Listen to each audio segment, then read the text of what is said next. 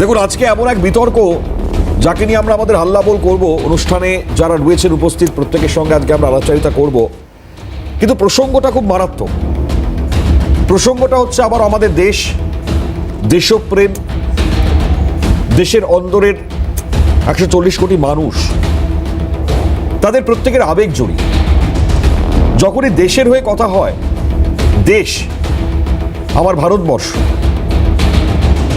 যখন সামগ্রিকভাবে এই দেশবাসীর সঙ্গে আষ্টিপৃষ্টি জড়িয়ে থাকে, তখন এমন এক বিতর্কের জন্ম আমরা অলরেডি একটা ছবির মাধ্যমে দেখতে পেলাম। তা থেকে অনেকগুলো প্রশ্ন এই মুহূর্তে উঠছে। আমি যে বিতর্কের কথা বলছি, সম্প্রতি ঘটে যাওয়া এমন এক বিতর্ক, যে বিতর্ক বন্দে মাতারাম এবং সেই গান একই সঙ্গে দাঁড়িয়ে কংগ্রেসের তরফ থেকে বন্দে মাতারাম যখন এই ধ্বনি উচ্চারিত হচ্ছে, তখন তার পংক্তি, মানে সম্প্রতি হাত শিবির আপনারা দেখেছেন কংগ্রেস শিবিরের তরফ থেকে একটা ভিডিওতে দেখতে পাওয়া যাচ্ছে, সম্পূর্ণ তারা করছেন না, এবং যখনই নির্দিষ্ট এমন এক পংক্তির জায়গা আসছে, তখন সেটাকে থামিয়ে দেবার বা বন্ধ করবার চেষ্টার মতন একটা ছবি আমরা দেখতে পেয়েছি। আমি এই ছবিটা দেখাচ্ছি, ইনফ্যাক্ট আপনাদের সামনে, আপনারা দেখতে পাচ্ছেন। দেখুন, এই হচ্ছে সেই ছবিটা। আমি শোনাচ্ছিও আপনাদেরকে। ইনফ্যাক্ট এটা অমিত মালব্য, তিনি পোস্ট করেছেন ভিডিওটি, যেখানে সোনিয়া গান্ধী পূর্ণাঙ্গ বন্দে মাতারাম গাওয়াতে বিরক্তি প্রকাশ করছেন। অভিযোগ এসছে এটাই। শুনুন ভালো করে। দেখুন, এবার যার উপর সব থেকে বেশি ফোকাস করছি আমরা, তা হচ্ছে সোনিয়া গান্ধী। তার বডি ল্যাঙ্গুয়েজ আপনারা দেখতে পাচ্ছেন, খারগেজির বডি ল্যাঙ্গুয়েজ আপনারা দেখতে পাচ্ছেন। এখন ঠিক এই জায়গাতেই বড়সড় বিতর্কের জায়গা সেটা সামনে চলে এসছে। তা হচ্ছে বিতর্ক যে কেন বন্দে মাতারাম পুরো গান গাওয়াতে এমন কি বিষয় রয়েছে যেখানে দাঁড়িয়ে কংগ্রেসের আপত্তি। আজকে ঠিক এই প্রশ্নটাই বড় প্রশ্ন, যে প্রশ্ন নিয়ে আজকে আলোচনা করতে হচ্ছে, কারণ এই প্রশ্নের ওপর এমন কিছু আজ বক্তব্য সামনে এসছে যাতে মারাত্মক প্রশ্নে এসছে, এবং তারই সঙ্গে কখনো মালকিন, কখনো বিদেশিনী, এ ধরনের কটাক্ষ আবারও নতুন করে তৈরি হয়ে গিয়েছে। এই জায়গায় দাঁড়িয়ে আজকে খুব গুরুত্ব রাখে একটি চিঠি আমরা দেখলাম এই বিতর্কের মধ্যেই। কংগ্রেসের সংসদীয় দলের সভানেত্রী সোনিয়া গান্ধী তাকে পাঠিয়েছেন এই চিঠি বঙ্কিমচন্দ্র চট্টোপাধ্যায়ের বংশধর তথা নৈহাটির বিজেপি বিধায়ক সুমিত্র চট্টোপাধ্যায়। আমরা চিঠিটাও দেখাবো, যদি পারি আমরা এখানে স্ক্রিনে চিঠিটা দেখাতে। এই হচ্ছে সেই চিঠি, যেখানে উল্লেখ করা হয়েছে তার যে ক্ষোভ, তিনি স্পষ্টভাবে এই চিঠিতে উল্লেখ করেছেন। স্বাধীনতা দিবসে কংগ্রেসের একটি দলীয় অনুষ্ঠান, সেখানে বঙ্কিমচন্দ্র চট্টোপাধ্যায় রচিত বন্দে মাতারাম গানটি যখন বাজছিল, ঠিক সেই সময় সোনিয়া গান্ধী এবং কংগ্রেস সভাপতি মল্লিকার্জুন খার্গের নিজেদের মধ্যে কথা বলতে দেখা যাচ্ছে। এই যে দৃশ্য সামনে আসতেই মূলত এই চিঠি, তা তিনি বলছেন যেটা একটা দুর্ভাগ্যজনক ছবি, এটি এক ঐতিহাসিক স্খলনের নির্লজ্জ পুনরাবৃত্তি, এটা বলেই অভিহিত করেছেন সুমিত্র চট্টোপাধ্যায়। তিনি ক্ষোভ প্রকাশ করে এটাও বলছেন যে কংগ্রেস কর্মীরা যখন যুগর্ষি বঙ্কিমচন্দ্র চট্টোপাধ্যায়ের অমর সৃষ্টি বন্দে মাতারামের পূর্ণাঙ্গ রূপ পরিবেশন করছিলেন, তখন আপনার শারীরিক ভাষায় যা দৃশ্যমান তা অস্বস্তি, বিরক্তি এবং বারবার থামানোর প্রয়াস প্রকাশ পেয়েছে, তা আমাকে গভীরভাবে মর্মাহত করেছে। একজন সাধারণ ভারতীয় নাগরিক, দেশপ্রেমিক, সর্বোপরি ঋষি বঙ্কিমচন্দ্রের পরিবারের একজন প্রত্যক্ষ উত্তরসূরি হিসেবে আজ এক চরম শূন্যতা এবং ক্ষোভ থেকে আমি এই পত্রের অবতারণা করছি। এটা হচ্ছে ছবি। আচ্ছা, যাই হোক, আমরা এই মুহূর্তে একটু সরাসরি চলে যাব ডক্টর ইন্দ্রনীল খাঁ।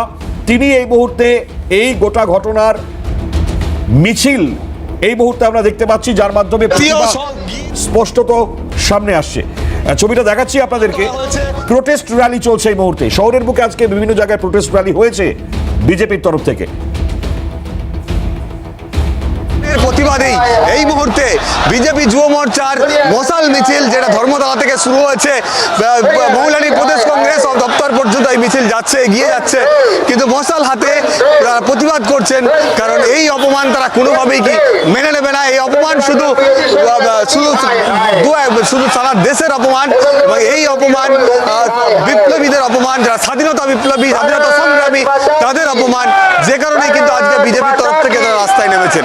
ক্যামেরায় নিখিল দাসের সঙ্গে মফিজুল ইসলাম আমাদের প্রতিনিধি এই মুহূর্তে রয়েছেন ধর্মতলা, সেখানে এই মুহূর্তে প্রোটেস্ট র্যালি, সেখানকার ছবি আপনাদের সামনে আমরা তুলে ধরলাম। আমরা এই ছবিগুলোর মাধ্যমে অ্যাটলিস্ট যে প্রশ্নগুলো আজকে সকাল থেকে দাঁড়া বেঁধেছে তার উত্তর আজকে অবশ্যই আমাদের এই প্যানেল থেকে নিতে হবে। অবশ্যই সম্ভাব্য যে সমস্ত প্রশ্নের মধ্যে খুব মারাত্মক তির্যক যে বক্তব্যগুলো আমরা পেয়েছি অলরেডি, মুখ্যমন্ত্রী শুভেন্দু অধিকারী তিনি আজকে একাধারে বিভিন্ন পরিস্থিতিকে ব্যাখ্যা করেছেন এবং প্রশ্নও তুলেছেন। আমি মুখ্যমন্ত্রীর যে বক্তব্য, কয়েকটি বক্তব্য আগে আপনাদের সামনে তুলে ধরি। এই বন্দে মাতরমকে সামনে যখন তিনি আনছেন এবং কংগ্রেসের এই ধরনের ঘটনা সেটাকে কটাক্ষ করছেন।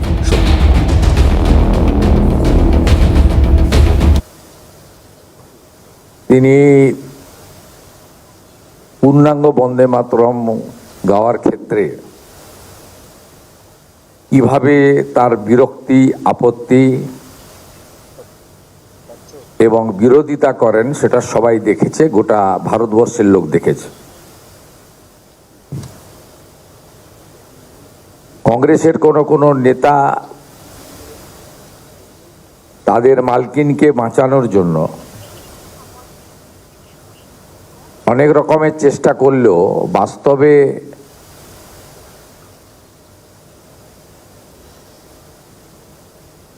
যে লাইভ টেলিকাস্ট হয়েছে এবং তার যে ভিডিও চারিদিকে ছড়িয়ে পড়েছে, তাতে সত্যকে ধামাচাপা দেওয়ার কোনো সুযোগ কংগ্রেসের নেতাদের কাছে নেই। এটা তো কালকে ঘটেছে, কাল সবাই স্বাধীনতা দিবসের একটা আনন্দ, একটা উৎসবের মেজাজে সবাই ছিলেন। আর আজকে রবিবার, নিশ্চয়ই রিঅ্যাক্ট করতে শুরু করবেন। পরিবার তো কাল রাতেই করেছেন, লেট নাইট।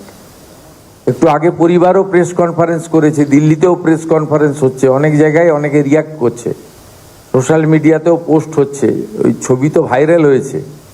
কিভাবে এত রাগ দেখাচ্ছেন, বাপরে বাপ! কংগ্রেসের চেয়ারপারসন কি রাগ তার! বন্দে মাতরম কেন পূর্ণাঙ্গ গাইছে? পারলে তো চাকরি কেড়ে নেয় এমন অবস্থা মল্লিকার্জুন খাড়গের। সবাই দেখেছে, এত রাগ। কি রাগ কেন? দশপ্রহরণ ধারিনি, মা দুর্গার কথা বলা আছে বলে, তোমারই প্রতিমা গড়ি মন্দিরে মন্দিরে, এগুলো বলা আছে বলে, বিদ্যা দায়িনী মা সরস্বতীর বন্দনা আছে বলে, ধরণিং ভরণিং বলা আছে বলে, সংস্কৃত বলা আছে বলে নাকি? দেখছে সবাই, সবাই দেখছে, লুকানোর কিছু নেই। রিয়াকশন তো হবেই।